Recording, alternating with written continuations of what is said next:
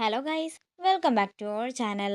Episode ആരംഭിക്കുമ്പോൾ കാണിക്കുന്നത് അവന്തികയും അജയനെയുമാണ്. ആ വീട്ടിൽ നിന്നുകൊണ്ട് മേഡം ഇത്രയൊക്കെ കാണിച്ചിട്ടും അവിടെയുള്ള കിഴങ്ങന്മാർക്കൊന്നും ഒന്നും മനസ്സിലാകുന്നില്ലല്ലോ. അത് ഒരതിശയം തന്നെയാ. പിന്നെ മറ്റൊരു കാര്യം കൂടി, മേഡം ഇത്രയൊക്കെ ചെയ്തു കൂട്ടുന്ന കാര്യം അർച്ചനയ്ക്കറിയാം. എന്നിട്ടും അർച്ചന അവളുടെ ഭർത്താവിനോട് പോലും പറയുന്നില്ലല്ലോ. എടാ, അതവളുടെ ഭയം കാരണമാ. അവൾക്കറിയാം അങ്ങനെ എന്തെങ്കിലും സംഭവിച്ചാലേ ഞാൻ അവിടെയുള്ള ആരെയെങ്കിലും കൊല്ലുമെന്ന്.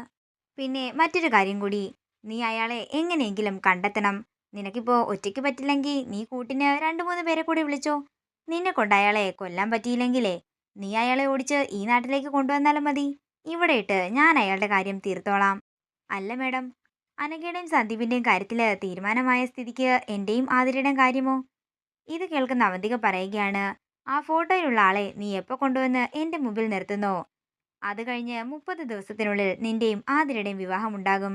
ഇത് കേൾക്കുന്ന അജയന് സന്തോഷമാവുകയാണ്. പിന്നീട് കാണിക്കുന്നത് അർച്ചന ഡോക്ടർ സന്ധ്യയുടെ അടുത്തേക്ക് വന്നിരിക്കുന്നതാണ്.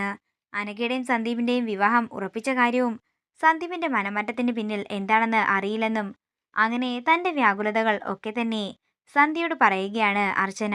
ഈ വിവാഹം എങ്ങനെ മുടക്കണമെന്ന് എനിക്കറിയില്ലെന്ന് അർച്ചന പറയുമ്പോ കൃത്യസമയത്ത് തന്നെ ക്ഷണക്കത്തുമായിട്ട് അങ്ങോട്ടേക്ക് അവന്തിക വരികയാണ്. ഞാൻ നല്ല കൃത്യസമയത്ത് തന്നെയാണല്ലോ വന്നത്. നിങ്ങളിപ്പോ പറഞ്ഞില്ലേ ഒരു വിവാഹം മുടക്കുന്ന കാര്യം.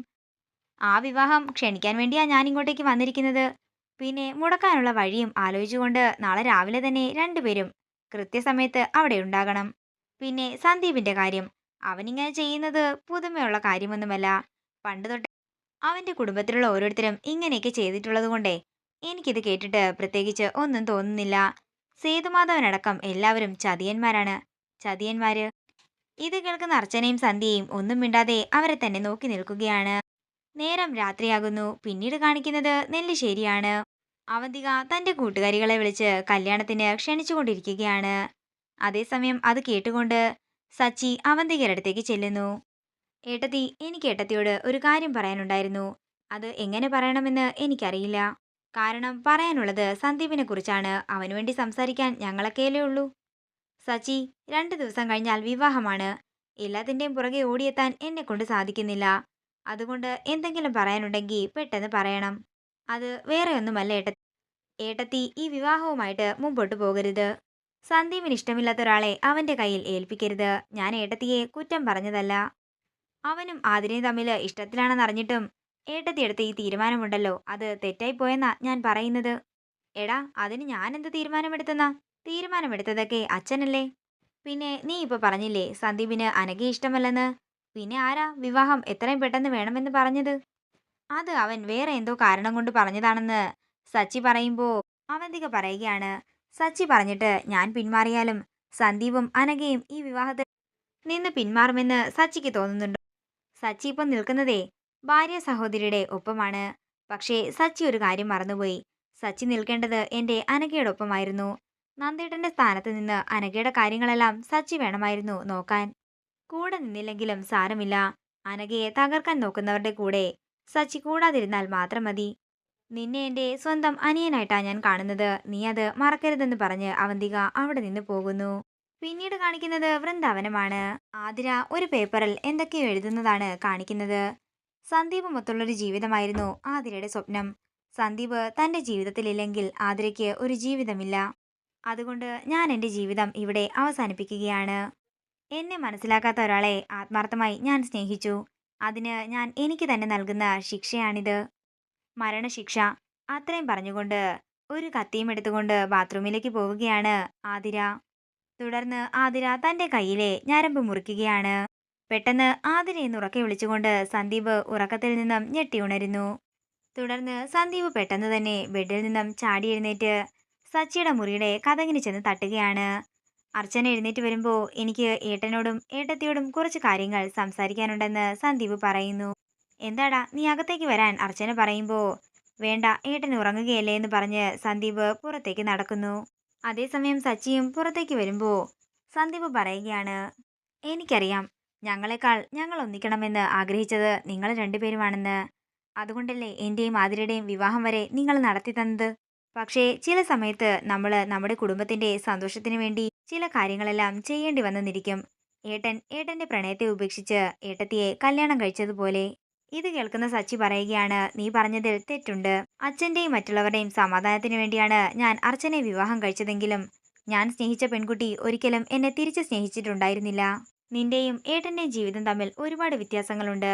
നീ സ്നേഹിച്ച് നിന്നെയും സ്നേഹിച്ച് പരസ്പരം സ്നേഹത്തോടെ താലി കെട്ടിയവരാണ് നീയും ആതിരയും. ആതിരെ പോലൊരു പെൺകുട്ടി അച്ഛനും മറ്റുള്ളവരും അറിയാതെ നിന്നെ താലി കെട്ടാൻ വേണ്ടി ആത്മാർത്ഥതയോടെ വന്നെങ്കിൽ നീ ആലോചിച്ചു നോക്ക് അവൾക്ക് നിന്നോടുള്ള സ്നേഹത്തിന്റെ ആഴം. അനിയത്തിയുടെ ജീവിതം കൺമുന്നിൽ തകരുന്നത് കണ്ടിട്ടും ഇതുവരെ ഇവള് നിന്നെക്കുറിച്ച് തെറ്റായ ഒന്നും തന്നെ എന്നോട് പറഞ്ഞിട്ടില്ല. ആതിരെ പോലെ തന്നെ അർച്ചനയും നിന്നെ വിശ്വസിക്കുന്നുണ്ട്. എന്തോ ഒരു കാരണം കൊണ്ടാ നീ ഈ തീരുമാനമെടുത്തതെന്നാ ഇവള് ഇപ്പോഴും പറയുന്നത്. എനിക്കറിയാം ഈ രാത്രി നീ ഞങ്ങളുടെ മുന്നിൽ നിൽക്കുന്നത് കുറ്റബോധം കൊണ്ടാണെന്ന്. ഇതുവരെ നടന്ന എല്ലാ കാര്യത്തിനും ഞാൻ നിങ്ങളോട് മാപ്പ് ചോദിക്കുന്നു. ഇനി ഒരിക്കലും പഴയ സന്ദീപ് ഉണ്ടാകില്ല. ഏട്ടത്തി ആതിരോട് പറഞ്ഞേക്കണം ഞാൻ അവളെ ഒത്തിരി ഇഷ്ടപ്പെടുന്നുണ്ടെന്ന്, കൂടെ ജീവിക്കാൻ ആഗ്രഹിക്കുന്നുണ്ടെന്ന്. പക്ഷേ ഇതിപ്പോ എന്റെ നിവൃത്തികേടായി പോയെന്ന് പറഞ്ഞുകൊണ്ട് സന്ദീപ് മുറിയിലേക്ക് പോകുമ്പോ ആകെ തകർന്നു നിൽക്കുകയാണ് സച്ചിയും അർച്ചനയും. തുടർന്ന് അർച്ചന ചോദിക്കുകയാണ്, ഇപ്പൊ സച്ചിയേട്ടന് എന്താ തോന്നുന്നത്? എടോ, താൻ പറഞ്ഞതിൽ എന്തൊക്കെയോ ശരിയുണ്ടെന്ന് എനിക്ക് തോന്നുന്നു. പക്ഷേ ഇതെങ്ങനെ പരിഹരിക്കണമെന്ന് എനിക്കറിയില്ല. എന്താണെങ്കിലും ഞാൻ ഒരു കാര്യം സച്ചിയേട്ടന് ഉറപ്പു തരാം. ഇതിന്റെ പിന്നിൽ ആരാണെന്ന് ഞാൻ കണ്ടെത്തിയിരിക്കും. ഇവരുടെ വിവാഹത്തിന്റെ മുഹൂർത്തത്തിന് മുമ്പ് അതെന്നെ കൊണ്ട് സാധിച്ചാൽ മതിയായിരുന്നു. അത് മാത്രമാ ഇപ്പോഴത്തെ എന്റെ പ്രാർത്ഥന. നേരം പുലർച്ചെയാകുന്നു. പിന്നീട് കാണിക്കുന്നത് വൃന്ദാവനമാണ്. മാഷിനോട് കമല ചോദിക്കുകയാണ്, അല്ല മാഷേ, നാളെ നെല്ലിശ്ശേരിയിലേക്ക് പോകണ്ടേ? പക്ഷേ അനൂപിന്റെ കാര്യം അനൂപ് വരുമെന്ന് എനിക്ക് തോന്നുന്നില്ലെന്ന് കമല പറയുമ്പോ മീര പറയുകയാണ്, അതൊക്കെ അമ്മയ്ക്ക് മാത്രം തോന്നുന്ന കാര്യമാ. അനൂപേട്ടൻ എന്താണെങ്കിലും വരും. അതേസമയം അനൂപ് അങ്ങോട്ടേക്ക് വരുമ്പോ നെല്ലിശ്ശേരിയിലേക്ക് പോകുന്ന കാര്യം മാഷ് പറയുമ്പോ അനൂപ് പറയുകയാണ്, ഞാൻ വരുന്നില്ല, നിങ്ങളെല്ലാവരും കൂടി പോയാ മതി. ഞാനേ മണ്ഡപത്തിലേക്ക് നേരിട്ടെത്തിക്കോളാം. അതെങ്ങനെയാ ശരിയാകുന്നതെന്ന് മാഷും കമലയും കൂടി ചോദിക്കുമ്പോൾ അങ്ങോട്ടേക്ക് വരുന്ന ആതിര പറയുകയാണ്, ഞാനും വരുന്നില്ല. ഇനി ഞാൻ ഒരിക്കലും ആ വീട്ടിലേക്ക് വരുന്നില്ല. തുടർന്ന് അനൂപ് പറയുകയാണ്, അതെ, ഞാൻ പറഞ്ഞതിന്റെ മറ്റൊരു കാര്യം തന്നെയാ ആതിരയും പറഞ്ഞത്. ഞങ്ങൾ രണ്ടുപേരും വരുന്നില്ല, നിങ്ങൾ പോയിട്ട് വന്നാ മതി. എങ്ങനെയാ ശരിയാവുന്നത്? അപ്പോൾ ഞങ്ങള് അവിടെയുള്ളവരോടൊക്കെ നിങ്ങളെപ്പറ്റി എന്ത് കള്ളമാ പറയേണ്ടതെന്ന് മാഷും കമലയും കൂടി ചോദിക്കുകയാണ്. ഇതോടുകൂടി ഇന്നത്തെ എപ്പിസോഡ് ഇവിടെ തീരുകയാണ്. വീഡിയോ ഇഷ്ടമായെങ്കിൽ മറക്കാതെ ലൈക്ക് ചെയ്യുക, ഷെയർ ചെയ്യുക, കമന്റ് ചെയ്യുക. കൂടുതൽ സീരിയൽ അപ്ഡേറ്റ്സിനായി മറക്കാതെ സബ്സ്ക്രൈബ് ചെയ്യുക നയൻസ് ക്രിയേഷൻസ്.